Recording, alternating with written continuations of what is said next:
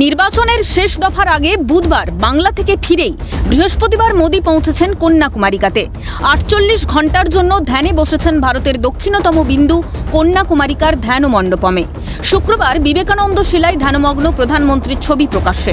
শনিবার সন্ধ্যা পর্যন্ত কন্যাকুমারিকার বিবেকানন্দ রকে ধ্যানমগ্ন থাকবেন নরেন্দ্র মোদি।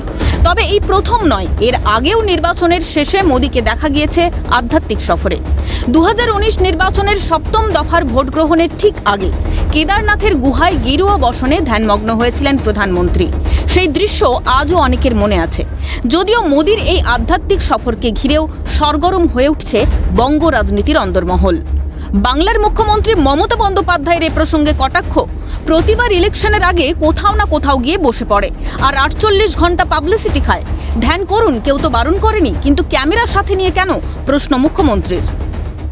আবার দেখবেন প্রতিবার ইলেকশনের আগে ওই কোথাও না কোথাও গিয়ে বসে পড়ে আর ৪৮ ঘন্টা পাবলিসিটি খায়, যেটা ৪৮ ঘন্টা সব পাবলিসিটি বন্ধ।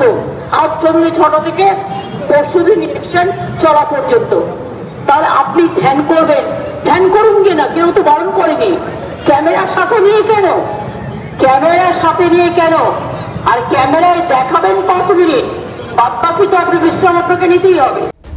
এ প্রসঙ্গে দমদমের সিপিএম প্রার্থী সুজন চক্রবর্তীর কটাক্ষ, এটাও রাজনীতির ব্যবসার অঙ্গ, একটা ইভেন্ট। প্রচারের শেষে ধ্যান করতে বসলেন, এটা ধ্যান নাকি এটা অন্য কিছু? ধ্যান তো মানুষ নিজের মনে মনে করেন, সঙ্গোপনে করেন, একটু নির্জন জায়গায় করেন, আলোর ঝলকানিতে করেন না। এটা তো উল্টো।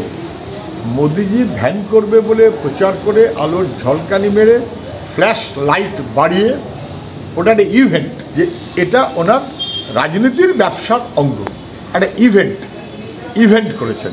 পলিটিক্যাল ইভেন্ট হিসেবে যারা ধ্যানকে নেন তারা আসলে ধ্যান অথবা মানুষের বিশ্বাস নিয়ে ছেলে খেলা করেন। সন্ন্যাসীরা ত্যাগের রাজনীতি করেন আর মোদি ভোগের রাজনীতি করেন, কটাক্ষ তৃণমূল বিধায়ক মদন মিত্রের। কিছু সন্ন্যাসীর গেরুয়া বসন, সেটা পরে যদি তপস্যায় বসেন, সেটা সাংবিধানিকভাবে তাকে মানায় না। তার কারণ সন্ন্যাসীরা ত্যাগের রাজনীতি করেন আর মোদি ভোগের রাজনীতি করেন। পায়ের জুতো থেকে গায়ের জামা, স্যুট সবই কোটি কোটি টাকা। এত বিলাসবহুল জীবনযাপন করে তারপরে নির্বাচনের আগের দিন হঠাৎ সন্ন্যাসী হয়ে গেলে লোকের সন্দেহ হয় যে এই একটা বহুরূপী এই ভণ্ড সন্ন্যাসী। ধপের জ্ঞান আর নাটুকে ধ্যান, এই দুই দেখে ভারতবর্ষের মানুষ মোদি সম্পর্কে ধারণা স্পষ্ট করে ফেলেছে, মন্তব্য প্রদেশ কংগ্রেস সভাপতি অধীর রঞ্জন চৌধুরীর।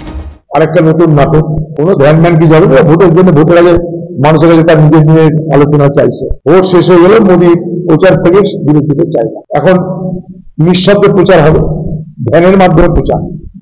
এতদিন মোদির না হয়ে মানুষকে বিভ্রান্ত করার জন্য ভ্রান্তকারী জ্ঞান দিয়েছেন, এবার মোদি মানুষকে আরেকবার বোকা করার জন্য ধ্যানে বসেছে।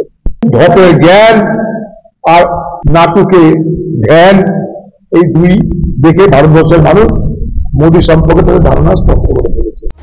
প্রধানমন্ত্রী যে রাজনীতির জন্য ধ্যান করেন, ভোটের প্রচার করছেন, তার প্রমাণ camera, video, still media, social media, মন্তব্য তৃণমূল নেতা কুণাল ঘোষের।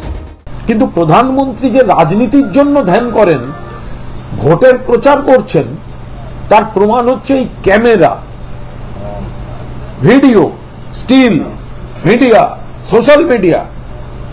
বাকিরা কেউ প্রচারে নেই, তিনি শুধু ধ্যানের মোড়কে প্রচার। যদিও পাল্টা কটাক্ষ বিজেপি সাংসদ শ্রমিক ভট্টাচার্যের, ওর এই পুরো ধ্যানটা সম্পূর্ণভাবেই আমাদের মুখ্যমন্ত্রী কেন্দ্রিক, পাল্টা তীব্র কটাক্ষ শ্রমিকের।